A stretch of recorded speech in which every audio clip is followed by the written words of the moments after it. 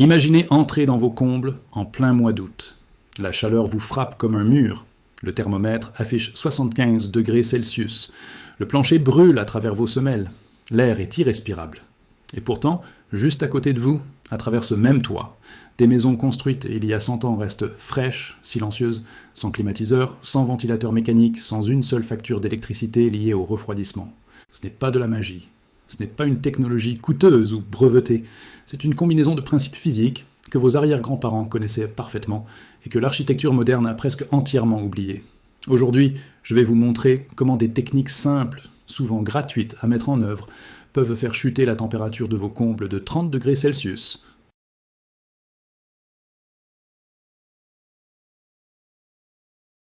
Vous découvrirez l'une des astuces les moins connues de l'ingénierie thermique résidentielle, qui peut transformer complètement le confort de votre maison cet été.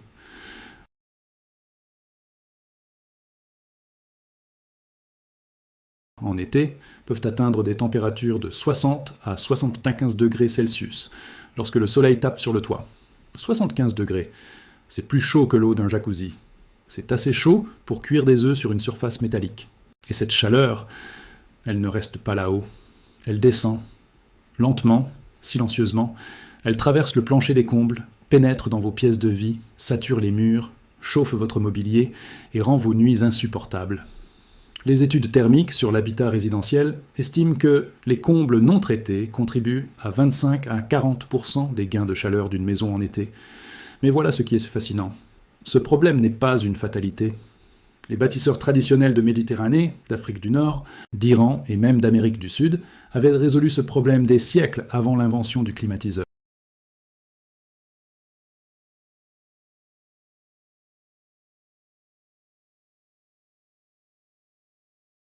Aujourd'hui, la science confirme chacune de leurs intuitions. Et la bonne nouvelle, c'est que vous pouvez appliquer ces principes chez vous, parfois sans dépenser un seul euro. Pour comprendre la solution, il faut d'abord comprendre le mécanisme exact du problème.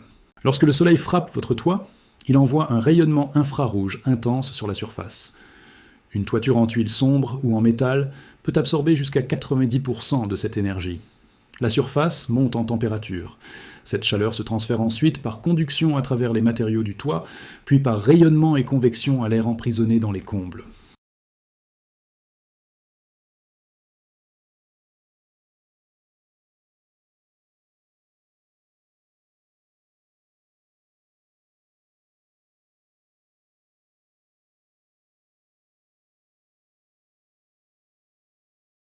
Ajoutez à cela un deuxième phénomène, le rayonnement thermique du plancher lui-même. Une fois que les solives et le plancher des combles ont absorbé de la chaleur pendant la journée, ils la re-rayonnent vers le bas toute la nuit. C'est pour ça que votre maison reste chaude longtemps après le coucher du soleil. Donc la solution ne peut pas être simplement d'ajouter de l'isolation. L'isolation seule ralentit le transfert, mais elle ne refroidit pas activement l'espace. Pour vraiment résoudre le problème, il faut jouer sur 3 leviers simultanément. Réduire l'absorption de chaleur, créer une circulation d'air naturelle et augmenter le rayonnement thermique vers le ciel. Et c'est exactement ce que les solutions dont je vais vous parler font, avec une efficacité remarquable. Voici la première grande révélation de cette vidéo, et c'est probablement la solution la plus puissante que vous puissiez mettre en œuvre gratuitement, ou presque. Elle s'appelle la ventilation traversante des combles, et son principe est d'une simplicité presque irritante. L'air chaud monte, c'est un fait physique fondamental. Si vous créez une ouverture en bas des combles, appelée entrée d'air basse, et une ouverture en haut, appelée sortie d'air haute, l'air va naturellement circuler de bas en haut, emportant avec lui la chaleur accumulée. Ce mouvement d'air s'appelle l'effet de tirage thermique, ou effet de cheminée.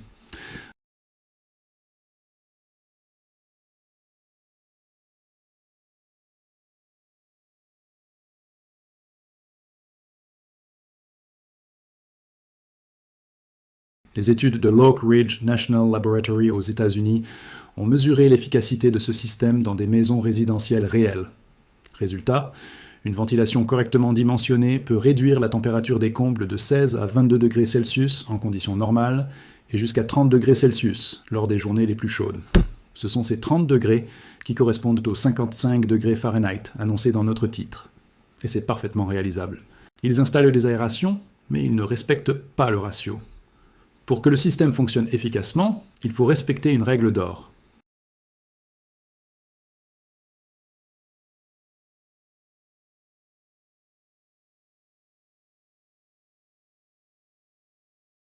Concrètement, pour des combles de 100 mètres carrés, vous avez besoin d'environ 0,67 mètres carrés de surface d'aération nette, soit par exemple plusieurs grilles de soffit en bas, combinées à un ou plusieurs faîtages ventilés ou des chatières de toit en haut.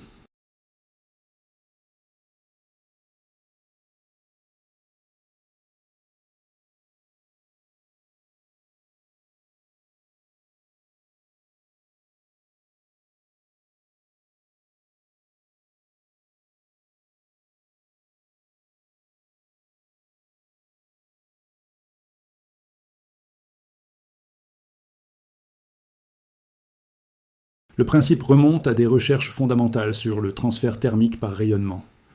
En 1879, le physicien Joseph Stephan avait établi mathématiquement que le rayonnement thermique d'un corps est proportionnel à sa surface et à son émissivité, c'est-à-dire à sa capacité à émettre ou à absorber des rayonnements infrarouges.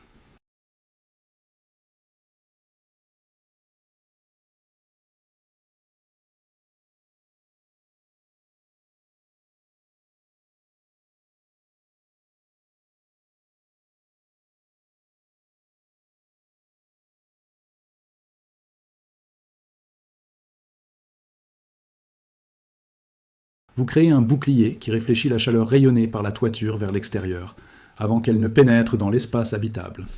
Les tests du Florida Solar Energy Center ont montré que l'installation d'une barrière radiante peut réduire les gains de chaleur par rayonnement dans les combles de 30 à 50%. Dans les États du sud des États-Unis où les étés sont intenses, cette seule mesure peut réduire la consommation de climatisation de 8 à 12%. Et voici la subtilité que beaucoup ignorent. La barrière radiante ne fonctionne correctement que si elle fait face à un espace d'air. Le film doit avoir au moins 2 à 3 cm d'air libre de chaque côté pour être efficace. Si vous collez l'aluminium directement contre un isolant, il perd presque toute son efficacité radiante. Coût de mise en œuvre, entre 0,5 et 2 € le mètre carré pour un film d'aluminium de qualité. Pour 100 mètres carrés de comble, c'est un investissement de 50 à 200 €, avec un retour sur investissement mesuré en mois, pas en années. La couleur de votre toit est l'un des facteurs les plus déterminants de la température de vos combles, et pourtant, c'est l'un des éléments les moins discutés dans le conseil architectural résidentiel. Voici les chiffres bruts. Une toiture noire ou sombre peut atteindre 80 à 90 degrés Celsius sous un soleil d'été. Une toiture blanche ou très claire, dans les mêmes conditions, atteindra 40 à 50 degrés Celsius. C'est une différence de 40 degrés sur la surface même du toit, avant même que la chaleur ne commence à descendre vers les combles. Cette technologie a un nom, les toits froids, ou cool roofs en anglais, et elle est prise extrêmement au sérieux par les ingénieurs urbains.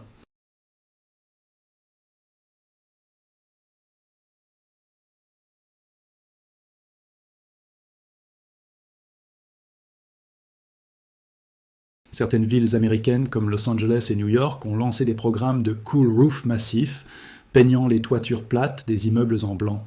Los Angeles a ainsi peint plus de 10 millions de mètres carrés de toiture entre 2015 et 2022. Les mesures de terrain ont confirmé des réductions de température de surface allant jusqu'à 30 degrés Celsius sur les toits traités.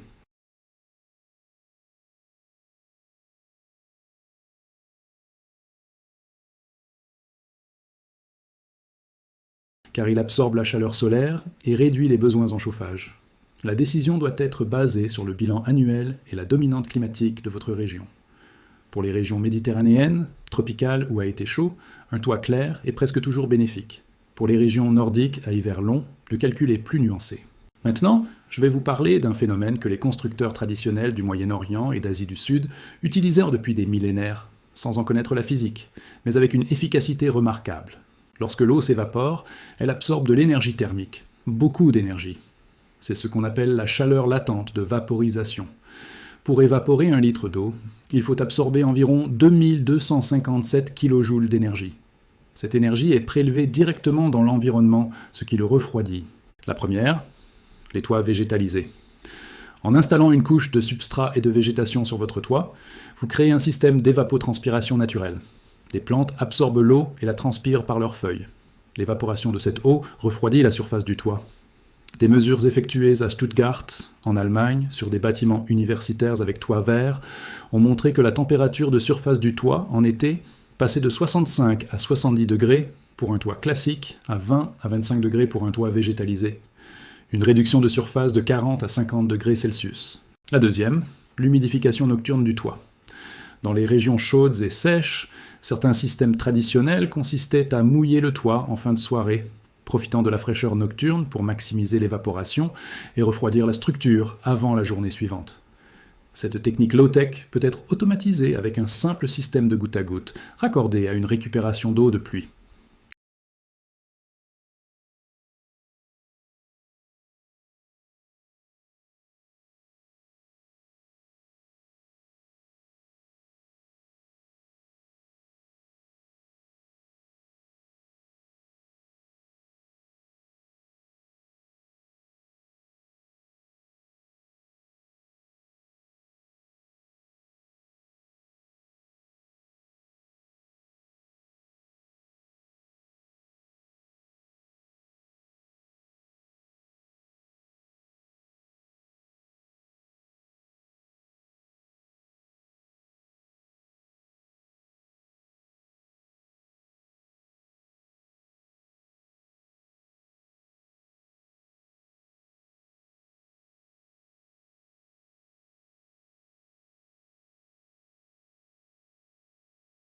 L'air descendant dans la tour était plus frais que l'air de surface.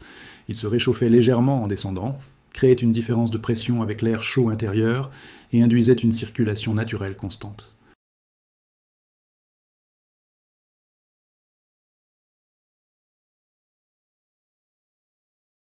Leur conclusion, les badgirs les mieux conçus peuvent réduire la température intérieure de 15 à 20 degrés Celsius par rapport à l'extérieur sans aucune énergie mécanique.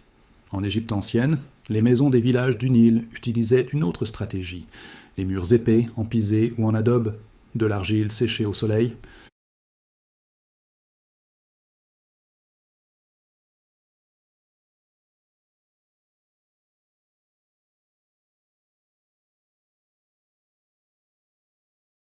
Concrètement, cela signifiait que lorsque le soleil était au plus haut et la chaleur extérieure maximale, l'intérieur restait encore frais, conservant la fraîcheur de la nuit précédente.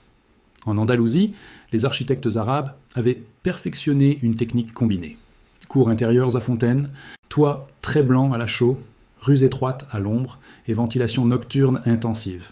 Les villes comme Séville ou Grenade, malgré des étés torrides, étaient connues pour la fraîcheur relative de leurs maisons traditionnelles.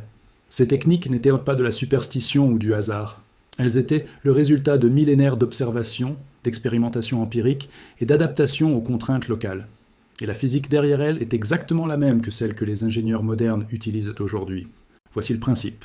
Pendant la journée, sous un ciel ensoleillé, il est souvent impossible de refroidir efficacement les combles, peu importe la ventilation. L'air extérieur lui-même est trop chaud.